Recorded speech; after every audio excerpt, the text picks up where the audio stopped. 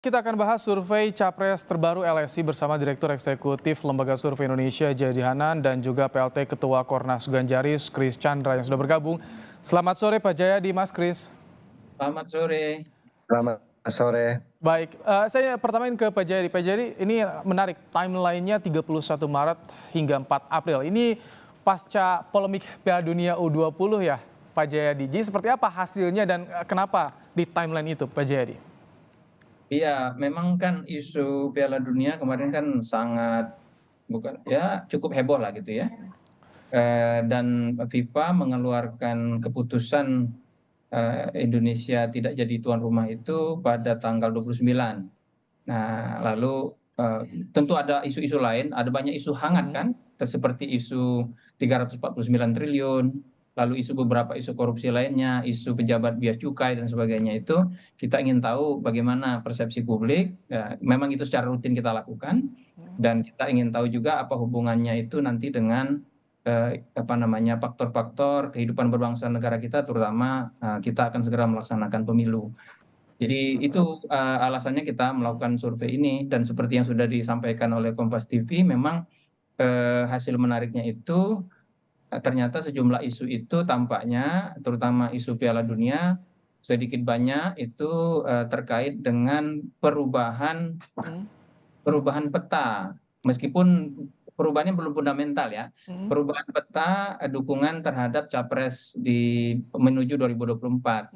Yang saya maksud perubahan peta itu adalah selama ini katakanlah setahun terakhir ya, Pak Ganjar terus meroket gitu, bukan tidak meroket sih, jarak antara Dominasi ya? belum juga, jarak antara Pak Ganjar dengan dua nama yang lain itu terus terus menjauh gitu, meskipun belum sampai 50-an%. Pak Prabowo cenderung makin turun gitu, demikian juga Anies, tetapi kemudian Di survei pada kali ini gimana Pak Jayadi? iya, di survei kali ini kemudian terjadi perubahan. Pak Prabowo di simulasi banyak nama itu menjadi sangat kompetitif kembali Oke, berhadapan dengan Ganjar, dan sementara di simulasi 3 nama itu Pak Prabowo sudah mulai menyalip baik. Ganjar. Sudah ada ya peta yang jelas tadi yang disampaikan Pak Jayadi. Mas Kris, bagaimana tanggapan dari Ganjar soal ini? Isu Piala Dunia membuat heboh tampaknya Mas Kris. Siap, terima kasih. Terkait itu 20 ini ya memang dampak elektoralnya ada. Dan khususnya di relawan Ganjar itu kami sangat-sangat menyikapi lah dinamika yang ada.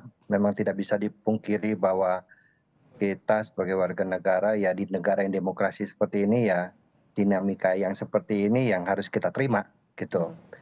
Jadi memang sampai saat ini pun juga masih ada perbincangan di antara relawan kami khususnya di Ganjaris, tapi secara menyeluruh bahwa ini sudah bisa kami redam dan kami bisa fokus untuk melanjutkan apa yang menjadi tujuan utama dari sebagai relawan Ganjar. Kalau itu Dan Mas kami Kris, juga oh baik-baik, ya silakan Mas Kris. dan, dan juga kami melihat bahwa sikap yang diambil oleh Pak Ganjar itu ya memang beliau lebih mengedepankan ideologis konstitusionalnya daripada memikirkan elektabilitasnya.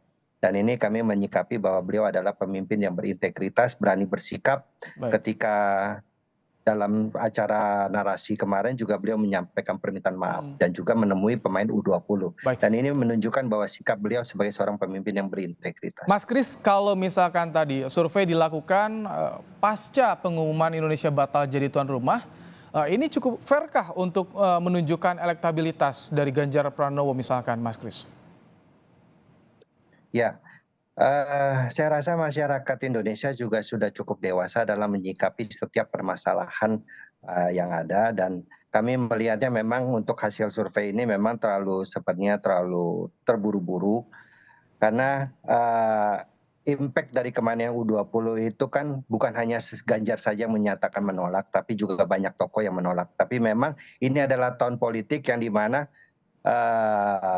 ada upaya-upaya dari kubu kontra Ganjar yang mencoba untuk mengambil panggung ini, dan kami melihatnya seperti itu. Tapi kami tetap optimis bahwa penurunan hasil LSI ini ya tidak berdampak signifikan, tapi kami relawan tetap bekerja keras. Baik, Pak Jayadi tadi disinggung soal terburu-buru dan kalau Anda lihat memang begitu besar pengaruhnya soal isu Piala Dunia ini terhadap salah satu nama Ganjar Pranowo, Pak Jayadi. Gini, yang mempengaruhi elektabilitas itu kan ketika menuju pilpres atau menuju pemilu itu kan ada banyak ya. Pertama faktor isu, yang kedua faktor figur, yang ketiga faktor fundamental. Faktor fundamental itu biasanya terkait dengan stabilitas ekonomi, stabilitas politik. Faktor isu, ya faktor isu itu bisa bertahan, bisa come and go gitu, Mas. Jadi pertanyaannya adalah yang pasti faktor isu besar seperti isu Piala Dunia ini, karena 70-an% masyarakat kita itu kan menyesalkan ya, menyesalkan pembatalan Piala Dunia itu. Lebih dari 65% menyatakan tidak menolak kehadiran Israel kalau datang sebagai pemain Piala Dunia gitu. Nah itu jadi isu-isu seperti ini kan menimbulkan reaksi negatif dari publik. Publik kalau punya reaksi negatif terhadap isu semasa itu kemudian akan mengalamatkannya kepada kalau dalam kompetisi pemilu gitu, itu akan mengalamatkannya kepada peserta pemilu atau calon peserta pemilu atau figur-figur yang dianggap potensial. Nah, yang jadi saya kira itu bukan soal buru-buru atau tidak, itu karena memang isu-isu seperti ini kan bisa jadi dia punya dampak sementara, tapi bisa juga punya dampak yang sifatnya berlangsung lama. Nah, tentu saja tugas dari teman-teman dari pihak Ganjar adalah membuat isu ini menjadi isu yang tidak berpengaruh lama di masyarakat. Tapi kan seringkali isu itu atau katakanlah momentum itu tidak bisa dikontrol oleh kita kan. Momentum atau isu itu bisa muncul dari peristiwa-peristiwa yang terjadi di sekitar kita. Karena itu memang ya perhitungan-perhitungan yang sifatnya baik itu ideologis, politik maupun Pak elektoral. Jayadi, kalau pertemuan politik antar tokoh itu berpengaruh juga tidak di elektabilitas yang dilakukan pada kemarin itu kan ada beberapa pertemuan tokoh itu berpengaruh juga terhadap elektabilitas Ganjar Pranowo yang jarang tampaknya jarang bertemu dengan tokoh. Kalau jadi begini, penurunan elektabilitas Ganjar itu terjadi menurut saya minimal karena dua hal. Satu, endorsement dari Pak Jokowi. Karena begini, Pak Ganjar itu selama ini yang paling dianggap identik dengan pemilih Jokowi, gitu. Itu yang lebih banyak. Jadi lebih banyak pemilih Jokowi ke Pak Ganjar. Tapi belakangan, terutama sejak November, itu Pak Jokowi mulai mengendorse dengan tegas nama lain, yaitu Pak Prabowo. Nah, endorsement Jokowi itu tampaknya berpengaruh kepada para pendukung Jokowi yang mulai melihat bukan hanya Ganjar yang bisa mereka jadikan figur, tapi juga figur Pak Prabowo. Jadi data LSI menunjukkan kalau dari Januari, Februari, dan April yang barusan saya rilis itu mulai terlihat perpindahan suara dari pendukung Jokowi itu ke Prabowo mulai makin banyak. Bahkan di kantong-kantong suaranya Pak Jokowi seperti Jawa Timur, itu Pak Prabowo sudah mulai unggul dibandingkan dengan Ganjar. Di Jawa Baik. Tengah, di Baik. Jawa Tengah itu pendukung Pak Jokowi itu mulai cukup banyak yang mendukung Prabowo, meskipun Ganjar masih unggul gitu. Kalau Jadi di Ganjaris gimana kondisinya? Karena kan endorse Jokowi berpengaruh, bagaimana di Ganjaris sendiri Mas Kris? Apakah pengaruh juga? Kemarin ada perbedaan pendapat Jokowi dan Ganjar soal Piala Dunia tuh. Ya, jadi terkait perbedaan pendapat yang dimaksud itu ya kemarin pertemuan Pak Ganjar dengan Pak Presiden itu di Solo itu baik ketika beliau sampai dan disambut dan dalam acara sholat Jumat pun juga saya rasa itu sudah menunjukkan bahwa tidak ada perbedaan pendapat dan kami juga melihat bahwa apa yang terjadi dinamika sekarang ini perpindahan dari relawan yang dimaksud seperti Mas Jayadi itu semata-mata karena kami melihat bahwa Presiden ini kan berdiri di atas semua kepentingan. Pak Presiden mengendorse Pak Prabowo, Pak Presiden mengendorse Pak Ganjar, ya saya rasa ini masih cair di mana masyarakat masih bisa memilih pemimpin-pemimpin yang untuk melanjutkan yang satu frekuensi dengan Pak Jokowi, yang satu frekuensi. Dan kami juga masih melihat bahwa ini masih membutuhkan kerja keras yang besar, apalagi saat ini kita bisa melihat hasil dari LSI dari Mas Jayadi ini, bahwa peran dari relawan Ganjar ini harus kita maksimalkan. Oke. Dan ini tidak menutup kemungkinan pula bahwa potensi Pak Ganjar untuk menaikkan elektabilitasnya setelah mendapatkan tiket pencalonan, saya rasa akan lebih meningkat lagi, saya rasa itu. Tiket pencalonan, karena Ganjaris hanya relawan, sedangkan tiket pencalonan dari partai politik. Nah Pak Jayadi, bagaimana Anda lihat? Kalau Prabowo Anies kan jelas nih, tiketnya tampaknya semakin jelas. Kalau Ganjar berbeda sendiri, belum jelas juga. Ya itu juga mungkin ya, karena sampai hari ini kan nggak jelas posisi Pak Ganjar.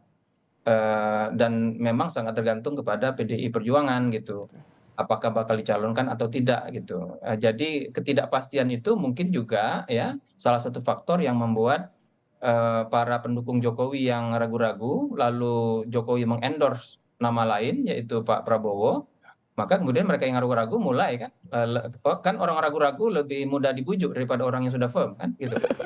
Swing voter ya. Apalagi oleh orang yang sangat mereka hormati yaitu Pak Jokowi. Jadi nah tapi nanti kita lihat ya apakah kalau nanti sudah dideklarasikan oleh oleh PDIP sebagai calon presiden, itu belum tentu juga bisa menahan, tergantung bagaimana posisi Pak Jokowi di PDIP. Apakah Pak Jokowi nanti tetap bersama PDIP atau misalnya justru Pak Jokowi Pak Jokowi sekarang sudah punya koalisi juga. Iya, baik. Itu koalisi besar kan? Koalisi besar KIP-KIR, KIP sama KIR, ya kan? Nah, jadi menarik untuk menyimak dinamika politik yang ada saat ini. Setelah LSI juga menerbitkan hasil surveinya, tentu banyak yang menantikan bagaimana perkembangan ke depannya. Terima kasih Pak Jayadi Hanan, Direktur Eksekutif Lembaga Survei Indonesia, dan juga PLT Ketua Kornas Ganjaris Kris Chandra yang telah berbagi pandangan dalam program Kompas Petang sore hari ini. Sehat selalu Bapak-Bapak. Terima kasih Mas. Salam Mas Jayadi, salam.